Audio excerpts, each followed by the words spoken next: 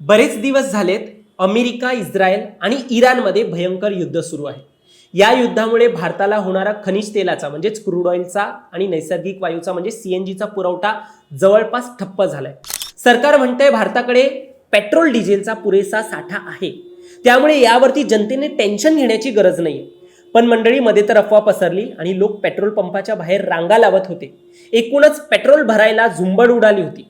सध्या तरी ही परिस्थिती पेट्रोलच्या आणि डिझेलच्या बाबतीत नियंत्रणात आलेली असली तरी आता महाराष्ट्रासह संपूर्ण देशात घरगुती गॅस, नैसर्गिक वायू आणि व्यावसायिक गॅस सिलेंडरचा तुटवडा जाणवू लागलाय. पुढील काही दिवस युद्ध सुरू राहिल्यास ही परिस्थिती आणखी गंभीर स्वरूप धारण करू शकते असं देखील म्हटलं जात आहे. आणि या परिस्थितीला नियंत्रणात आणण्यासाठी आणि यावर लक्ष ठेवण्यासाठी केंद्र सरकारने देशभरात एस्मा कायदा अर्थात ESMA लॉ लागू करण्याचा निर्णय घेतलाय. आवश्यक सेवा पुरवठा अधिनियम कायद्याची अंमलबजावणी करणारा हा कायदा नेमका काय आहे, त्याचा गॅस पुरवठ्यांशी कसा संबंध येतोय, सगळं काही जाणून घेऊया या व्हिडिओच्या माध्यमातून. दरम्यान तुम्ही चॅनलवर नवीन आलाय तर लगेच सबस्क्राईब करा प्राईम टाइम महाराष्ट्राला, कारण असे माहितीपूर्ण व्हिडिओज आम्ही नेहमी तुमच्यासाठी घेऊन येत असतो. माझं नाव ओंकार साळवी आणि या विषयाला आपण सुरुवातीपासून सुरू करूया. तर मंडळी, आता देशभरात आवश्यक वस्तूंची साठवणूक आणि काळा बाजार करण्यावर प्रतिबंध लागणार आहे. आखात देशांमध्ये सुरू असलेल्या युद्ध परिस्थितीच्या पार्श्वभूमीवर केंद्र सरकारने हा निर्णय घेतल्याचं समजतंय. आणि याचा म्हणजे जर एखाद्या वस्तूची साठवणूक होणार असेल, मग त्यामध्ये गॅस सिलेंडर देखील असेल, त्याचा काळा बाजार होणार असेल, ब्लॅकमध्ये जर गॅस खरेदी करणार असेल तर यावरती देखील आता प्रतिबंध लागणार आहे. ज्या गोष्टींची मागणी वाढते आणि लोक ज्या वस्तूंची साठवणूक करण्याचा प्रयत्न करतात अशा गोष्टींना लगाम लावण्यासाठी असे ESMA सारखे कायदे आणले जातात. भारतात व्यावसायिक आणि घरगुती वापराच्या गॅस सिलेंडरचा तुटवडा आता जाणवतोय. महाराष्ट्रातील कोल्हापूर आणि छत्रपती संभाजीनगरमध्ये अनेकांची एक गॅस सिलेंडर मिळवण्यासाठी एक झुंबड उडालेली आहे. लोक एजन्सी बाहेर रांगा लावत आहेत आणि गॅसची साठवणूक करण्याचा आणि ब्लॅकमध्ये विकत घेण्याचा प्रयत्न करतायत. आणि म्हणूनच आता हा ESMA कायदा लागू झालाय. ESMAचा फुल फॉर्म आहे इसेन्शियल सर्व्हिसेस मेंटेनन्स ऍक्ट. आणि हा कायदा जीवनावश्यक वस्तू आणि सेवांची डिलिव्हरी सुनिश्चित करण्यासाठी बनवलेला आहे. ज्या सेवा लोकांच्या सामान्य जीवनाशी संबंधित आहेत त्या प्रभावित झाल्यास त्याचा थेट परिणाम जनतेवर होतो.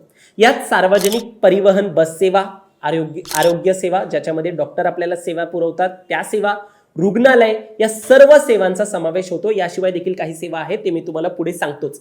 आता हा सेम कायदा जो आहे तो घरगुती LPG अर्थात गॅस सिलेंडरचा पुरवठा सुरळीत राहण्यासाठी मदत करणार असल्याचं देखील म्हटलं जातं. ते कसं ते देखील आता आपण जाणून घेऊया.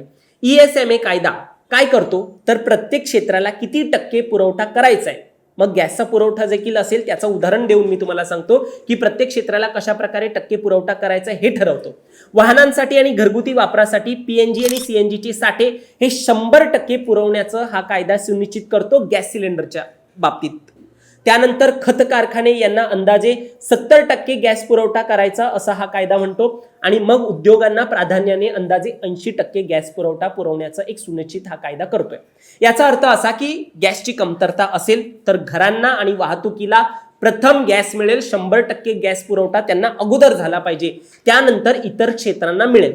आणि म्हणूनच सध्या जे हॉटेल्समध्ये आपण चित्र पाहतोय की गॅस नाहीये अशा आपण बातम्या पाहतोय ते याच ESMA कायद्यामुळे एक आपल्याला पाहायला मिळते चित्र. कारण की घरात आणि गाड्यांना पुरवठा मिळाला पाहिजे हेच या कायद्याचे आता महत्त्वाचे धोरण आहे. आज फक्त गॅस पुरवठ्याचा विषय ESMA ने नियंत्रित करण्याचा निर्णय घेतलाय. ESMA कायद्याच्या कक्षेत अजूनही इतर सेवा येतात, जसं की सार्वजनिक संरक्षण, स्वच्छता, जलपुरवठा, रुग्णालय आणि राष्ट्रीय सुरक्षेच्या संबंधित सेवा ESMA कायद्याच्या कक्षेत येतात. याशिवाय पेट्रोलियम, कोळसा, वीज, पोलाद आणि खनिज उत्पादन आणि वितरणाशी या सगळ्याच्या वितरणाशी निगडीत असलेल्या संस्था आणि कंपन्या या देखील या कायद्याच्या कक्षेत येतात. याशिवाय बँकिंग सेवा जे आहेत ते देखील ESMAच्या कार्यकक्षेमध्ये येतात. सार्वजनिक वाहतूक सेवा, दळणवळण आणि खाद्य पुरवठा खरेदी आणि वितरण या सगळ्याचं वितरण संबंधित ज्या कोणत्या संस्था आहेत त्या ESMA कायद्याचे पालन करणे, त्या सर्व संस्थांना ESMA कायद्याचं पालन करणं अनिवार्य असतं. राज्य सरकार स्वतंत्रपणे किंवा अन्य राज्यांच्या मदतीने आपापल्या प्रदेशामध्ये या कायद्याची अंमलबजावणी करू शकतात. केंद्राने लागू केला तर राज्य सरकारला ठरवायचंय तुम्ही स्वतंत्रपणे करणार की दुसऱ्या राज्याच्या मदतीने करणार. पण हा कायदा लागू करण्यासाठी देखील केंद्राकडून एक आदेश दिला जातो आणि त्यानंतर ते पुढे लागू होत जातं.